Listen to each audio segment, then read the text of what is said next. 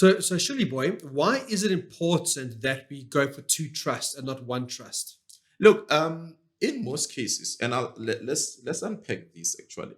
You will typically, where you're dealing with property investors, you'll find commonly where they use what you call property trust, and then you'll find those who actually also on top of that they've got what you call family trust, Okay. right? So now the true differentiating factor here is the nature of the investment they actually ring-fence within these two structures. Yeah. So you'll typically find in a family trust where people actually put more cash reserves there.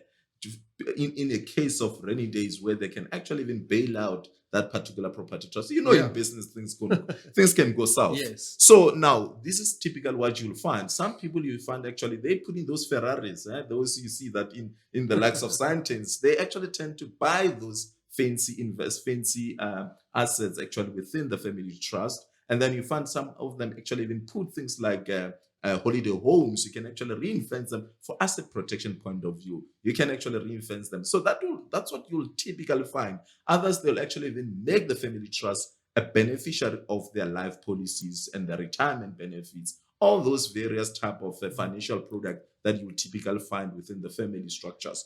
Now, property trust will be sort of a special purpose vehicle, which in this case is a trust, where it's used or utilized to actually own the shares of various property companies that you will actually be having or forming as you go along and on your property journey, right? Yes. So you'll typically find that that property trust is for that. It's ring-fencing those ventures. And you will typically also try to actually separate the two because in most cases, these trading trusts as property trust, it will be exposed. It will be known by your partners. You can see that from their constitutional right, that confidential right that you as a taxpayer or as an individual you are actually bestowed to under the constitution, it's actually slowly disappearing because it gets to be exposed. Many lawyers, when you're transferring properties, they figure you until to the end. So your trust will end up actually not being a bit of confidential thing. So you want to actually shift the money now and then to a more confidential structure that